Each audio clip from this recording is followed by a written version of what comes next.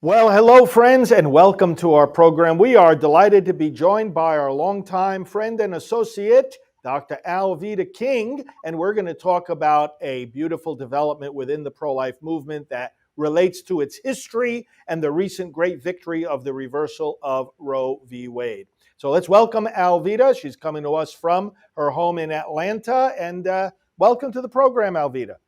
Well, wonderful. And once Father Frank, always Father Frank to me. And I'm so glad to connect with you today and all the viewers and listeners at Priest for Life. So, hi, everybody. Nice to be with you. And we want to talk today about a book that has come out that our friend John Stemberger from the Florida Family Policy Council has published together with his team. Now, some time ago, he reached out to both of us and he reached out to a bunch of other pro life leaders.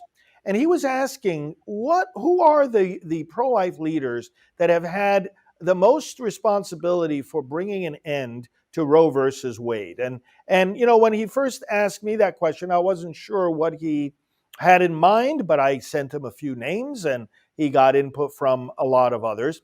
And what resulted was a beautiful book called The Legacy of Life.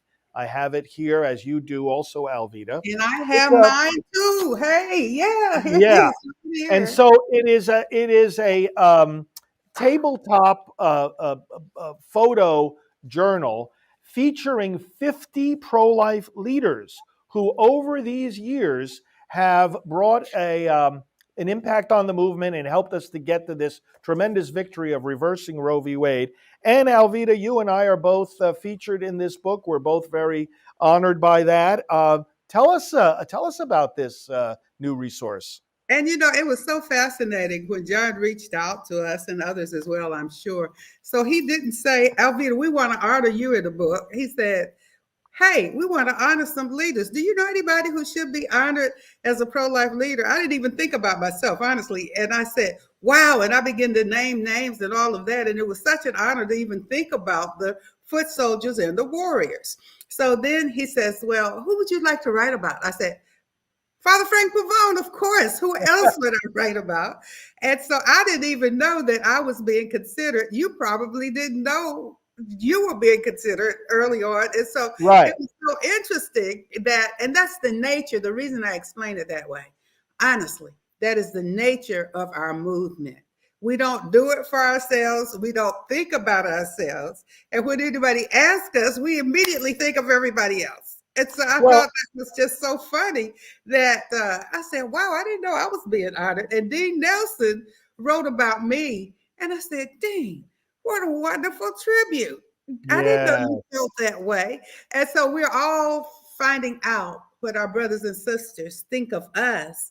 And we're having an opportunity to tell others what we think of our brothers and sisters in the movement. Yeah, I think it's phenomenal. it's a Yeah. beautiful dynamic. Yeah, what he did was he chose 50 leaders. Well, he says, look, I thanked him afterwards. He said, look, it's not me putting this list together. You all chose one another. Um, Right. but then there were also 50 prominent people chosen as the authors, and there's a little bit of overlap, as in your Yeah. case. There's an Yeah. overlap. You're both an author and an honoree, but Yeah. it's a beautiful collection of names.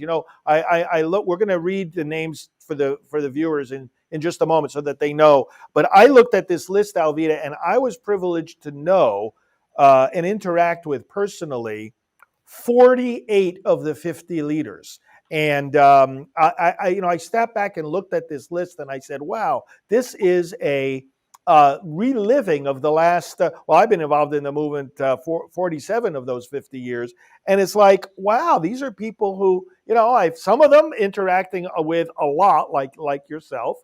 Others just, occasional interactions or being in meetings together and whatnot. But it is a marvelous group of people, and he divided it into several categories, Stories. Wait a starting with minute now, before you go there, I've got yeah, to say this. So I'm a person, I don't have a favorite color, a favorite ice cream, a favorite anything. So who's my favorite leader? Well, I'll tell you the top two, and I don't know which name to say first: Frank Pavone and Dr. Mildred Fay Jefferson. I wish I could say them both at the same time because I don't like. I mean, those two out of all the leaders, and there are many fabulous ones, but to be able to portray Dr. Mildred Fay Jefferson in the film I executive produced, Roe v. Wade, and then to work with you, Frank Pavone, all these years in the movement has been a highlight. It's a joy. It makes it worth getting up every morning knowing that we are breathing the same air. I just really needed to say that. I really Well, did. Well, praise the Lord. Thank you very much. And yes, Dr. Jefferson is among the founders of the movement, together with various others. Tell us a little bit more about Dr. Jefferson. Like you mentioned, you actually acted in the film Roe v. Wade, her part. And I portrayed Dr. Jefferson. And the way that I met Dr. Mildred Fay Jefferson, she mentored my good friend, our good friend, Dr. Day Gardner at National Right to Life. And of course, Day has served at National Life, been on the board and all of that. Day has her own organization today, the National Black Pro-Life Union. And I'm sorry the phone's ringing in the back. There's nothing I can do about it. It's just ringing. Please forgive that. But anyway, Day is introduced me to Dr. Jefferson. And I had always admired Dr. Jefferson. So we did some work together. She spoke at some of the events of the National Black Pro-Life Coalition, which we founded at Priests for Life under the African American Outreach, which became Civil Rights for the Unborn. So Dr. Jefferson was just our inspiration. And so she fought very hard during the time that the case was being decided, the Roe v. Wade case. And then she spent the rest of her life really working really hard to get rid of the law that was bad law. And she and Nellie Gray and other people like that as contemporaries. So I was just really honored to know Dr. Jefferson, to work with her. She mentored my friend Day Gardner. And if you don't know about Dr. Mildred Fay Jefferson, everybody see the film Roe v. Wade and study her life. Oh yeah, well worth it. Very, very a wonderful person. So Alveda, I just wanted to also build on something that you said about the humility of these leaders. It takes a lot of humility to be a leader in this movement because you're not rewarded for defending the unborn. It's very much the opposite. Right. You don't tend to be honored for defending the unborn. You get dishonored. And what happens as you've heard me say, if you defend the unborn, you will be treated like the unborn. You'll be aborted. You'll be cast out. And so we have a meeting, as you know, of the regular meeting of the national leaders of the movement every quarter, and we call it the 115 Forum, and that's from Psalm 115, which starts out, "Not to us, Lord, not to us, but to your name give the glory." And Yeah. that really is, like you said, the spirit of all these leaders, really. I mean, and just honestly in interacting with them, that is the spirit. So I let's can see look at the, John. I can see John right now, John Stemberger, as he was doing that, pulling it together. Not to us, Lord, to God be the glory. I could see anyone who was mentioned, who was noted, all the photographs that have been strategically placed. There are leaders who did not do as contributors accounted in the 50, but they're there prominently displayed in the photographs. So yes. we give God the glory for Yeah. encouraging us to know and work with each other. Well, I want to show people the website now. The book is called Legacy of Life, and the website, my friends, that I really want to urge you to go to is legacyoflifebook.com. And Alveda, I want to show them on the screen now this web page, and we're going to read the names of our friends and colleagues. Aside from the two of us, the other 48 that were honored in this book. And John divided them into several categories. It starts with the founders. So let's go there to the webpage now. Let everybody see it. And that's the book itself. And if we scroll down, we're going to see Ben Shapiro wrote a nice preface, but here are the honorees. And Alveda, I'm just going to read these names, and then as we come back, you can each of us could share some thoughts about any one of these leaders. But we have the founders of the movement, and in this book we have Jack Wilkie, Dennis Horan, Nellie Gray, who founded the March for Life, Mildred Jefferson, Dr. Jefferson, that you just spoke about, Alveda, Phyllis Schlafly, Harold O.J. Brown, Paul Marks, his father, Paul Marks, Francis Schaeffer, Beverly LaHaye, D. James Kennedy, Judy Brown, and Congressman Henry Hyde. Yes. Those are in the category of founders. Then there were the builders of the movement, those who really started out shaping the work of pro-life. Bernard Nathanson, who actually was a builder of the abortion industry, but then converted. Joe Scheidler, Ronald Reagan, President Reagan, of course, Pope John Paul II, James Dobson, Tom Brecka, Jim Bopp, Congressman Chris Smith, Chuck Donovan, Peggy Hartshorn, you, Alveda, Clark Forsyth, Joan Andrews Bell, and Tom Glessner, Carol Everett, former abortionist, Mother Teresa of Calcutta, and Cardinal John O'Connor. Then a third group here, as we continue to read the names, which everyone can see on the screen, are the strategists in the movement: Alan Sears, Leonard Leo, Randall Terry, Brian Kemper, who's a member of our team as well at Priests for Life, Mark Crutcher, Marjorie Dannenfelser, myself, Greg Cunningham, David B. Wright, Scott Klusendorf, John Ensor. And then a final group, some of the newer leaders in the movement, innovators, John has called them in this category: Jason Jones, Kristen Hawkins, Lila Rose, Ryan Bomberger, Abby Johnson, Penny Nance, Jeannie Mancini, David Daleiden, Kristen Wagoner, and Lynn Fitch, who, as you know, Alveda, is the Attorney General of Mississippi. All right, let's go back to our regular screen here. Wait a minute, Father, there's a category too, and it's like it either says the unknown or the authors. There's two more tributes at the end of that list. And that was names are not there, but I thought that was highly unique. This was a beautiful thing. The way that the book concludes is a page dedicated to the everyday hero, the unknown activist. Unsung heroes, the unsung heroes. I love that. Exactly. Because all of us 50 who are honored here, even though we're not looking for honors, nevertheless, we are well known. I mean, each and every one of these people is very well known. Some of us, world famous, but the pro-life movement could not possibly accomplish anything. Unsung, and most of you watching this, that's you. Right. That's your tribute. You're there too. You're right there. Exactly. So as a whole, I mean, it's beautiful the way it's done. So, Alveda, as we listen to those names, I mean, I'm sure, as happened to me, you just think of countless memories of interactions with all these different people. Tell us a little bit about some of these other folks that you were privileged. Some of them, of course, have gone on to be with the Lord. Yes. Others are still working just as hard as they've always worked in the movement now. Can you put the names back up there? And I'm thinking of a funny one right now. Can we go back and put the names of all the honorees up there? Yeah, sure. And I want to, this is kind of a little joke, but it's not a little joke. The reason I'm a builder, it reminds me that I'm old. I'm 73 years old. I've been here long enough to help build. And I'm like, okay, well, that's a great tribute, my Lord.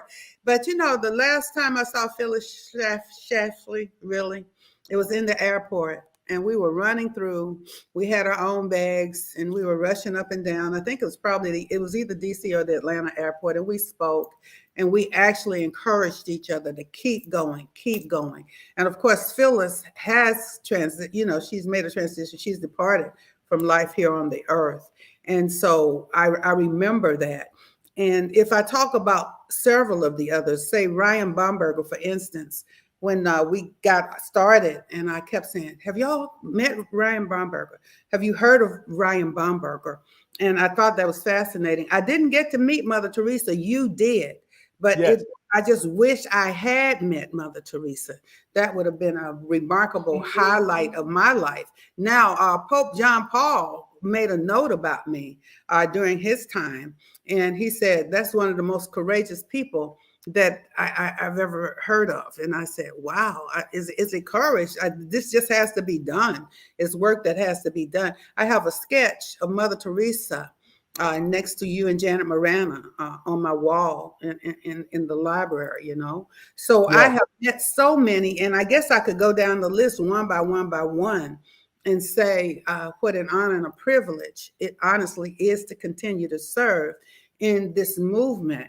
I did want to say too about all the photographs and things, the blending of the communities. And you see many of the unsung heroes in the pictures and many others ethnically blended, age blended, faith blended. It's just such a blended effort. And we have said this many, many times, and it's very important. You know that a movement is still alive when there are young people and more mature people serving together. So it's very Right. Right. apparent that Right. this is still alive. That's how we won. That's how Roe v. Wade was sent back to the states.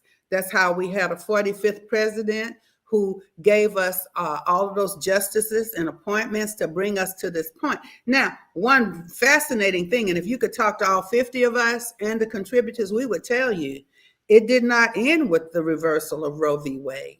It just gave us the rest of the journey to keep running. And it has to be done every generation, every decade, and on every platform. And so we are continuing to serve in that manner, Father Frank. Tell us, you know something.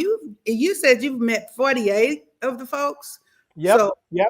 48 of these 50, I knew most of them. I knew pretty well, or know now. And for example, of course, Cardinal John O'Connor was the one who ordained me to the priesthood and gave me permission to do Priests for Life, and also founded the Sisters of Life.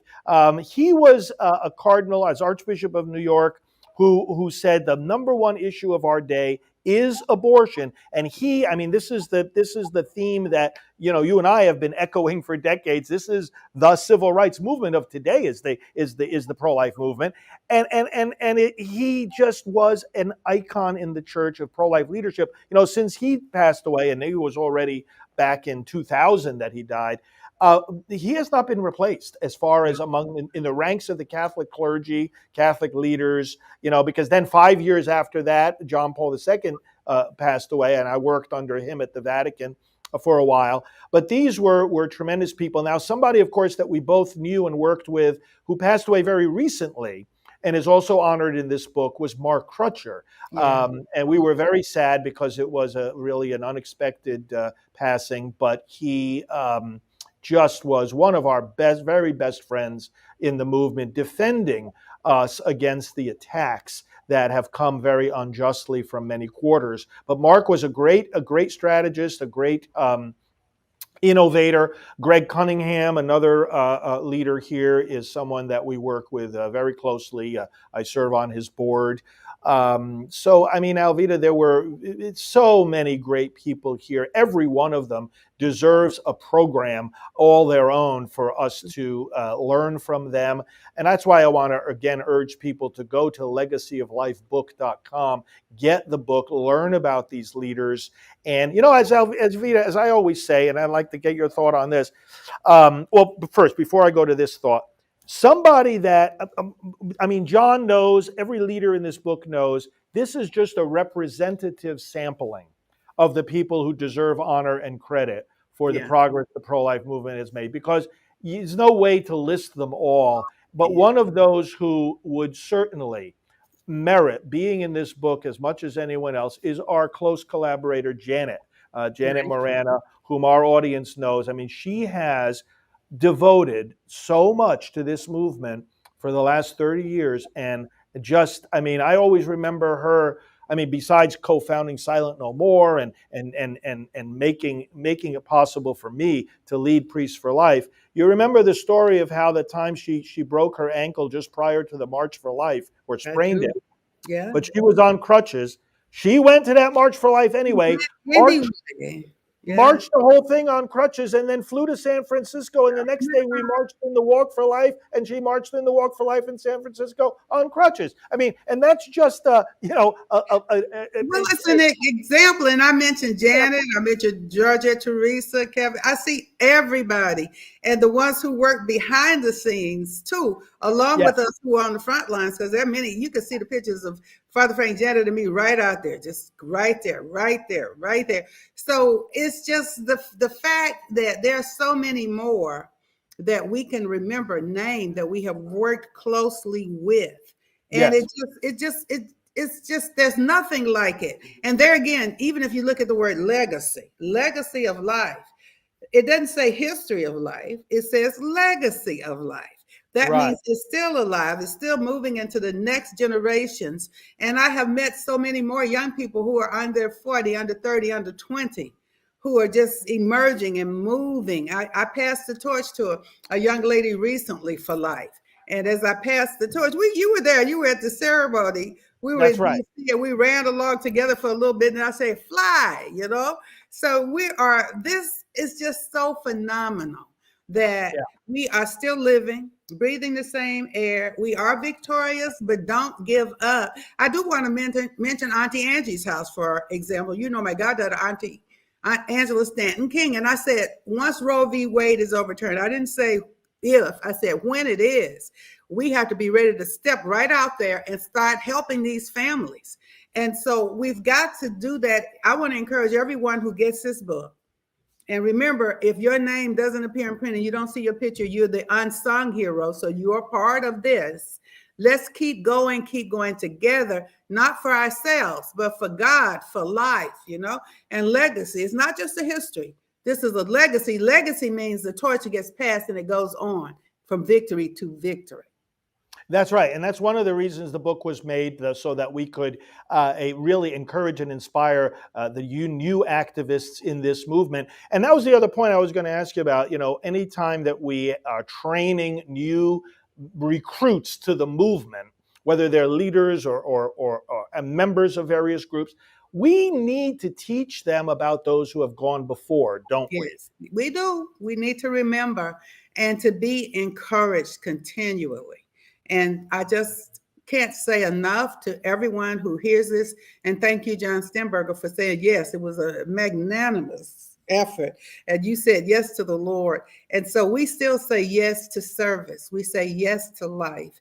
We say yes to being kind to each other and working together. Because if we don't do that, then it will just become history. But because Right. it's living, Right. breathing, this is a living, breathing movement. And it continues to leave a legacy, but a connection. And we're going to continue serving humanity from the womb to the tomb and beyond as one blood and one human race. Well, thanks so much for your reflections, Alveda, and congratulations for being among these 50 in the book. Thanks for the beautiful essay that you wrote about me, Yeah. and I really echo what you said earlier. It's such a joy to be working together. Great to have you as part of our team since you started with us when in 2005, right? Officially, but before that. But Father, you got to help me do this. You see this light shining, right? So we Yeah. got to do it. We've got to do it. Let's go. This little This little light of light of mine, mine, I'm I'm gonna gonna let it let it shine. shine. Let Let it it shine. shine. Let Let it it shine. shine. Let Let it it shine. shine. Very good, my friend. We always like to sing together. We've been doing that for Always. Yeah. a long time. Thanks, Okay. Alveda. God bless you. Thank And you. God bless you all, friends.